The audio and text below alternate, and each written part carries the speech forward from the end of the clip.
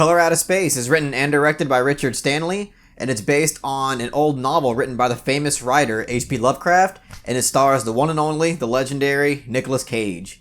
So, I'm all aware that I got a haircut.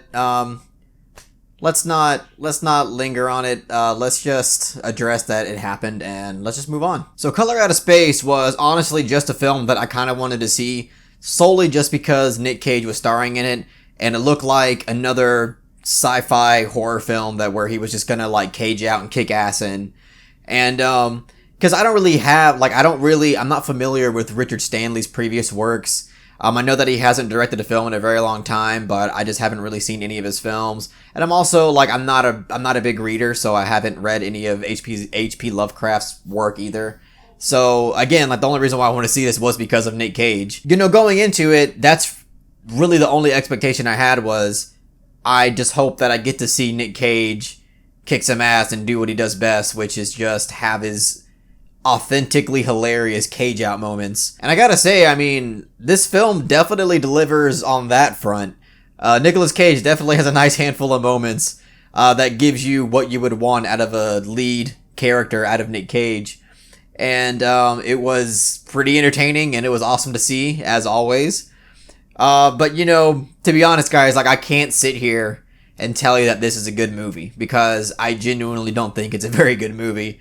For starters, the screenwriting, it really feels like it's riddled with way too many one-liners that don't work, because it's not like the one-liners are there because it's incredibly self-aware, but almost like every part of the script feels like an unnecessary one-liner. A lot of the script doesn't feel natural. And, at first I was giving it leeway because I was like, I don't think I'm supposed to be really taking this film all that seriously. But as the film was progressing, I really didn't know whether or not I should be taking this film seriously or not, because there was a handful of moments that definitely seemed like it was taking itself seriously. But then there's so many other moments that felt like it was just like a dumb, silly movie. And I think that's kind of where this film, fails the most. It's just the fact that I felt like it didn't really decide what it wanted to be. It felt like it had an identity crisis of a sort, because it was the film didn't really want to take a stance on, am I going to be just a fun, stupid, B-grade horror thing? Or am I going to try to be something that's a bit more serious, that's more of something like The Thing? But I felt like this film is just it was all over the place on the tone it wanted to be. And originally, I did have a similar criticism with the film Mandy, which also stars Nic Cage, because I felt like the first half was extremely art house, and the second half was just kind of this really just dumb fun revenge kind of movie. But the more I watched Mandy, the more that I realized, even though it does have kind of a drawing first and second half, at least it had a unique vision throughout the entire film. At least I could tell that it was incredibly cohesive, in the sense that the director knew what he wanted to do from start to finish. With Color Out of Space, I don't know, for me it felt like it really lacked that unique touch and that unique vision, because on top of the screenplay just not being that well written, I felt like it didn't have those unique moments that really stood out as somebody who had something planned for the film. And also on top of that, this film also felt like a genetically mutated amalgamation of a bunch of films that are already iconic and have existed throughout film history. And I do understand that technically the source material came first before any of that, because I believe this was originally written in 1927 by H.P. Lovecraft.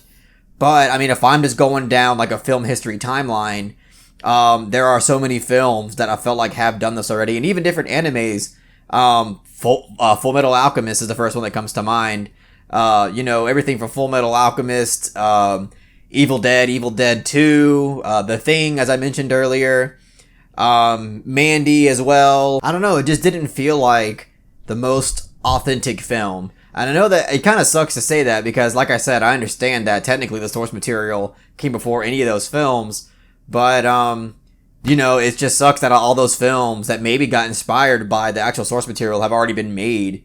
So it just comes off as something that is just too late, like a film that was just way too late to get made into a film, because there's so many films that already got inspired by the source material. So that was a little underwhelming as I was watching it. But, you know, so far in this review, I've kind of been crapping on it a bit. But I mean, it's not, like I said, it's not a horrible movie. It is actually like fun to watch, like here and there. I mean, there are certain parts that are just frustrating, but overall, like, it is like a fun movie. Like, it's not totally dull. It's just, I felt like this film lacked a lot of what I appreciate out of a film. And, you know, on top of that, I felt like this film would have definitely worked much better if it used a bit more practical effects. There are practical effects used in this film here and there, but there is a lot of uses of CGI, and I felt like pretty much every time that was used, it just took me out of the film for a bit, because it just didn't, again, like, it kind of goes hand in hand with this film just having an identity crisis and not really committing to something that it wanted to be. Like, at least with a film like The Void, which also took inspiration from The Thing, it at least committed somewhat. Like, I don't think that's like the greatest movie ever. I do think The Void is better than Color Out of Space, but at least The Void committed to using pretty much like 90 to 95% of just practical effects, and it just committed to being just like a really fun but also slightly disturbing and outrageous kind of just, you know, practical effect monster movie type thing, monster sci-fi alien movie. And, you know, that was I feel like the way that The Void approached it was a bit more effective than the way that The Color Out of Space approached it, because again, lots of uses of CGI in this film that just took me out. I do, like, I'm kind of, it's weird because the poster here, like, it looked pretty fucking cool. Like, it looks badass, honestly, but like, when you're watching the film, I don't know, just the way that the color was incorporated, it like didn't land all the time. Like, sometimes it was like, oh, that's really pretty and that's really like aesthetically pleasing, and then sometimes it was just like, ugh, like, that looks kind of just cheap and lazy.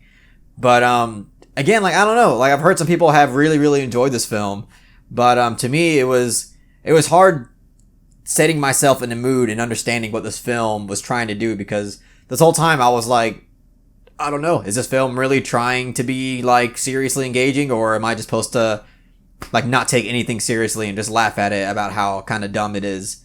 There are some, again, like, there are practical effects here and there, and some of them are really used in a really awesome way and were kind of disturbing to see here and there. But it's just, I don't know. Like I said, I feel like this film as a whole didn't really come together the way that I wanted it to. And also, going back to the screenplay, it just, like, again, a lot of the dialogue, it all just felt like really quippy, one-liney stuff. A lot of the dialogue didn't feel natural. And then also a lot of dialogue is very expositional too. A lot of it comes off very spoon-feeding, and it's like, dude, I get it. The color is everywhere. The alien is everything. Oh, and also on that point, it did remind me a lot of Annihilation as well. There was a lot of similar concepts used in terms of, you know, DNA getting meshed together and all that. But I don't know, guys. Like, I can't really sit here in good conscience and tell you guys to go out and see this movie and to spend money on it, because I don't know. I mean, if you just want to see Nic Cage have some awesome, you know, caging out, freak out moments, by all means, this film has a decent handful of those moments, and they're pretty entertaining when you watch them. But, you know, is it worth sitting an hour and 50 minutes through? I don't know. And that's why I'm like, I can't really recommend that to you guys, unless that's the only reason why you're going to see it. In that case, you know, have a ball with it, I guess. With all that said, I'm going to give The Color Out of Space a 5 out of 10. It's crazy evil. I was really hoping to give this film at least a 6 out of 10, give it that little slight fresh rating so I can recommend it to you guys, but if I'm just trying to be completely honest with my thoughts on this, I don't think it's really worth that 6 out of 10, because there was a nice handful of things that bothered me quite a bit about this film. But anyways, that's all I got to say about Color Out of Space. If you really enjoyed what I had to say, please give this video a thumbs up and share it amongst your friends. And don't forget to subscribe to the channel to be updated on more film-related content.